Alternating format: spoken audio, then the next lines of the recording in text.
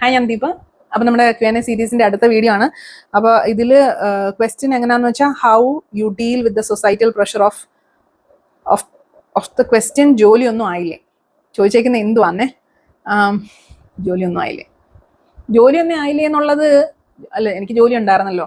എന്നോട് ഇപ്പോൾ ആൾക്കാർ എന്ത് ചെയ്യുന്നു എന്ന് ചോദിച്ചാൽ എനിക്കിപ്പോൾ വളരെ കോൺഫിഡൻ്റ് ആയിട്ട് പ്രത്യേകിച്ച് ഒന്നും ചെയ്യുന്നില്ല, സ്വസ്ഥം ഗ്രഹഭരണം എന്ന് പറയാനുള്ളൊരു കോൺഫിഡൻസ് ആയിട്ടുണ്ട്. പക്ഷേ കുറച്ച് നാൾ മുന്നേ അതല്ലായിരുന്നു. അത് എൻ്റെ ഒരു മൈൻഡ് സെറ്റ് ആയിരുന്നു എന്നുള്ളതാണ്. അല്ലെങ്കിൽ ഞാനൊന്ന് മറ്റേ എന്നെ പണ്ട് എൻ്റെ ഒരു ഫ്രണ്ട് പറയാറുണ്ട്, ദീപ ഒരു പൊടിക്ക് ഒതുങ്ങി. അതാണ് ഇപ്പോൾ സംഭവിച്ചിരിക്കുന്നത്. ഞാനൊരു പൊടിക്ക് ഒതുങ്ങിയിട്ടുണ്ട്. അപ്പം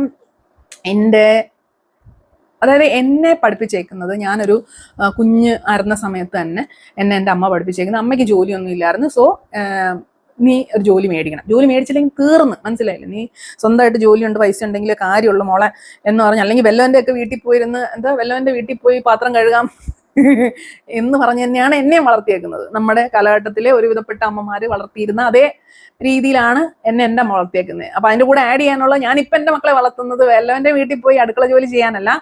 നീ ഒരുത്തിൻ്റെയും വീട്ടിൽ പോകണ്ട, നീ ജോലി ചെയ്യുക, ഒരു അപ്പാർട്ട്മെന്റ് റെന്റിനെടുക്കുക, ജീവിക്കുക, ആസ്വദിക്കുക.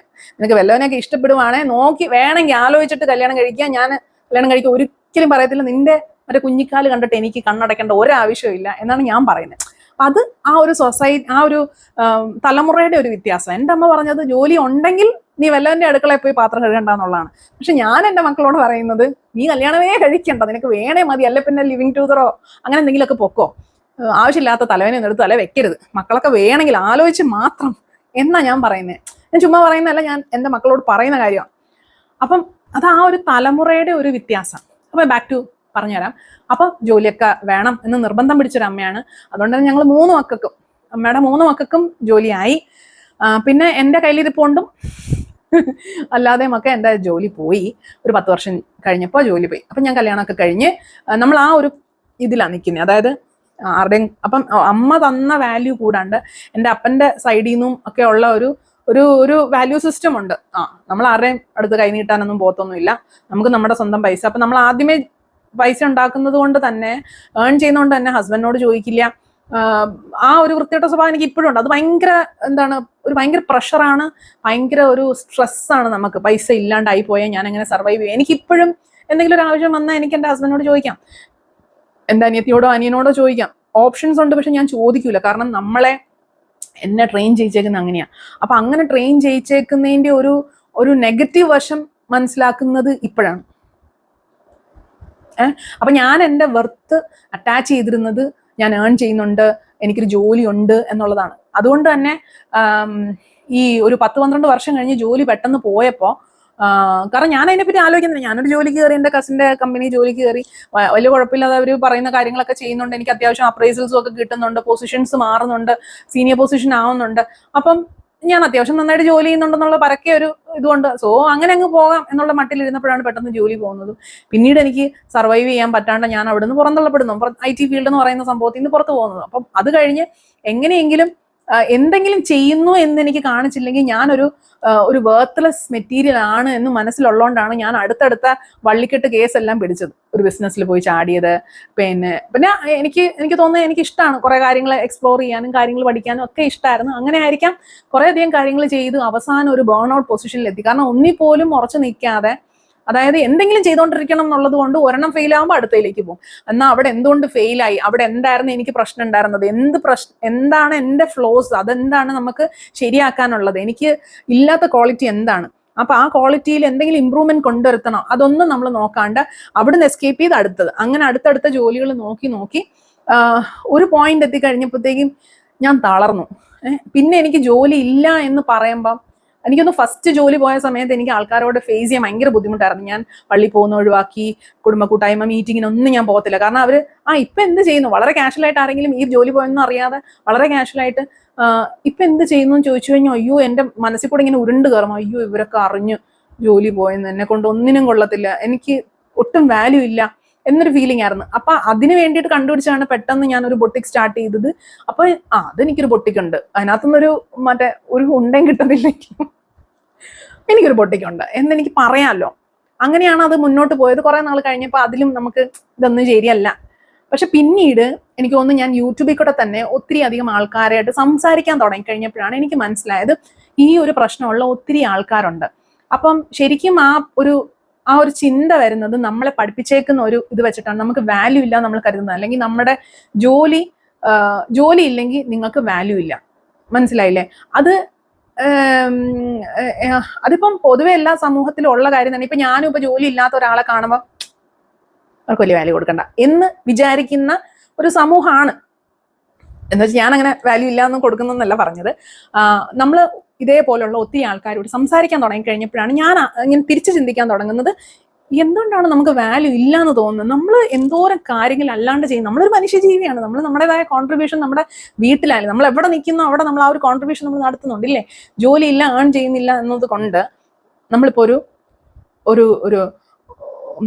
ഒരു വീട്, ഒരു ഫാമിലി എന്ന് പറയുന്ന ഒരു ഇൻസ്റ്റിറ്റ്യൂഷനിലാണ് ഞാനിപ്പോൾ നിൽക്കുന്നത്. ദീപ നിൽക്കുന്നത് ഒരു ഫാമിലി എന്ന് പറയുന്ന ഇൻസ്റ്റിറ്റ്യൂഷനാണ്.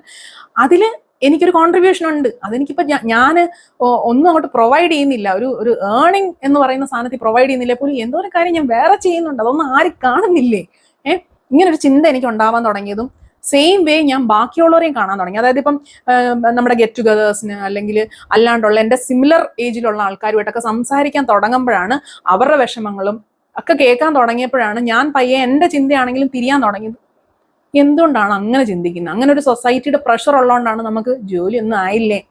യെസ്, ഫിനാൻഷ്യലി ഇൻഡിപെൻഡന്റ് ആവണം, പറ്റുമെങ്കിൽ ആവണം. പക്ഷെ ഞാൻ കണ്ടേക്കുന്ന ആൾക്കാരൊന്നും മനഃപൂർവ്വം വീട്ടിലിരിക്കുന്നൊന്നുമല്ല.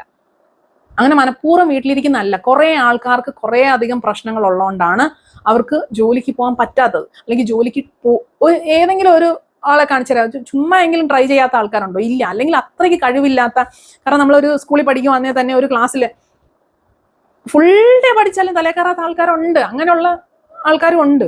അപ്പോൾ എല്ലാം ഭയങ്കര ബുദ്ധി ഐക്യ കൂടിയ ആൾക്കാരൊന്നും അല്ല. അപ്പം അങ്ങനെയുള്ള ഒരു ചെറിയ വിഭാഗം അല്ലാതെ ബാക്കി എല്ലാവരും സ്ട്രഗിൾ ചെയ്യുന്നുണ്ട്, ട്രൈ ചെയ്യുന്നുണ്ട്, പറ്റുന്നില്ല. പിന്നെ ഒരു ഒരു ഒരു ഒരു റൂട്ടീനിലേക്ക് പോയ ആൾക്കാർ പിന്നെ ഇതിൽ നിന്നൊക്കെ സ്ട്രഗിൾ ചെയ്ത് തിരിച്ചു വരിക എന്ന് പറയുന്നത് ഇച്ചിരി ബുദ്ധിമുട്ടുള്ള ഒരു കേസാണ് പാട്രിയാർക്കൽ സൊസൈറ്റിയിൽ. അപ്പൊ അതിൽ നിന്ന് അങ്ങനെ കുറെ ആയി കഴിഞ്ഞപ്പോഴത്തേക്ക് എനിക്ക് മനസ്സിലായി, അല്ലെങ്കിൽ എൻ്റെ ഒരു മൈൻഡ് സെറ്റും ചേഞ്ച് ആവാൻ തുടങ്ങി. ജോലി ഇല്ലെങ്കിൽ ഇപ്പം എന്താ, ഞാൻ ഇവിടെ വേറെ എന്തോരം സാധനം ചെയ്യുന്നു, ഇവരെയൊക്കെ ബോധ്യപ്പെടുത്തിയിട്ട് വേണോ? അല്ല, എനിക്ക് എൻ്റെ വീട്ടുകാരെ ബോധ്യപ്പെടുത്താൻ മതി, അല്ലെങ്കിൽ എനിക്ക് സപ്പോർട്ടായിട്ട് നിൽക്കുന്ന ആൾക്കാർ, അല്ലെങ്കിൽ എനിക്ക് എൻ്റെ ഹസ്ബൻഡിനെയോ അല്ലെങ്കിൽ എൻ്റെ മക്കളെ ബോധ്യപ്പെടുത്തിയാൽ മതി. അവിടെ എനിക്കൊരു വാല്യൂ ഉണ്ടോ? ഏൺ ചെയ്യുന്നില്ല ഞാൻ, പക്ഷെ ഞാൻ കോൺട്രിബ്യൂട്ട് ചെയ്യുന്നുണ്ട്. എൻ്റെ വാക്കിന് എൻ്റെ വീട്ടിലൊരു വിലയുണ്ടോ? ഇതൊക്കെ മാത്രം ഞാൻ നോക്കിയാൽ പോരെ. അപ്പൊ അങ്ങനെ ഒരു തിരിച്ചറിവിൽ എത്തിക്കഴിഞ്ഞപ്പോഴത്തേക്കും ഞാനിപ്പോൾ ആര് എന്നോട് ചോദിച്ചാൽ എന്താ എന്തെങ്കിലും ഉണ്ടോ ജോലി, ഇപ്പം എന്തെങ്കിലും ജോലി ഉണ്ടോ? ഒന്നും ചെയ്യുന്നില്ല, വീട്ടിൽ സ്വസ്ഥം ഗൃഹഭരണം. ഇതാണ് ഞാൻ ഇപ്പൊ പറയുന്നത്. അപ്പം അങ്ങനെ ഒരു സൊസൈറ്റി പ്രഷർ ഉണ്ടോ എന്ന് ചോദിച്ചു കഴിഞ്ഞാൽ ഉണ്ടായിരുന്നു, പക്ഷെ ഇപ്പൊ ഇല്ല. എന്ന് പറഞ്ഞു കഴിഞ്ഞാൽ ഇപ്പൊ ഇല്ല. ഞാൻ അതുകൊണ്ട് തന്നെയാണ് ഇത് വളരെ കൂളായിട്ട് നമുക്കിപ്പം വീട്ടിലിരിക്കുമ്പോൾ ആ ഒരു ഗിൽറ്റൊന്നും ഇല്ലാത്തത്. എത്രത്തോളം ആൾക്കാർക്ക് മനസ്സിലാവുന്നെന്ന് അറിയത്തില്ല. ഇപ്പം എനിക്ക് എൻ്റെ വാല്യൂ ഞാൻ ഒരിക്കലും എൻ്റെ ജോലിയോട്ടോ അല്ല ഞാൻ ഏൺ ചെയ്യുന്നതായിട്ടോ അല്ല ഞാൻ ടൈ ചെയ്യേണ്ടത്. അല്ലാണ്ട് തന്നെ ഒത്തിരി കാര്യങ്ങൾ എനിക്കുള്ള കഴിവുകളുണ്ട്. എനിക്കൊരാൾക്ക് കൊടുക്കാൻ പറ്റുന്ന കുറേയധികം കാര്യങ്ങളുണ്ട്.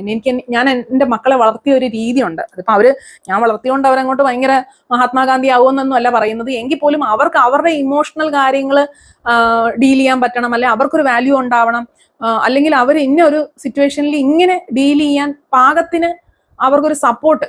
ഇപ്പൊ ഞാൻ എത്ര സപ്പോർട്ട് കൊടുത്താലും ചിലപ്പോൾ അവർ ഭയങ്കര വൾണറബിൾ ആയിട്ടുള്ള ഒരു സംഭവത്തിലേക്ക് പോകാം, അല്ലെങ്കിൽ നമ്മൾ ഉദ്ദേശിക്കാത്ത ലെവലിലേക്ക് അവർ പോകാം, എന്താണെങ്കിലും ആവാം. അതും നമ്മുടെ തെറ്റായിട്ടൊന്നും നമ്മൾ വ്യാഖ്യാനിക്കേണ്ട ആവശ്യമില്ല. പക്ഷെ എനിക്ക് ചെയ്യാൻ പറ്റുന്ന കാര്യങ്ങൾ ഞാൻ ചെയ്തിട്ടുണ്ടോ? ഉണ്ട്. ഞാൻ ചുമ്മാ ഇരിക്കുമല്ല. ഞാൻ കുറേ അധികം ആൾക്കാരുടെ ലൈഫ് കംഫർട്ടബിൾ ആക്കാനായിട്ട് ശ്രമിക്കുന്നുണ്ട്, without compromising my comfort, my happiness, അല്ലേ?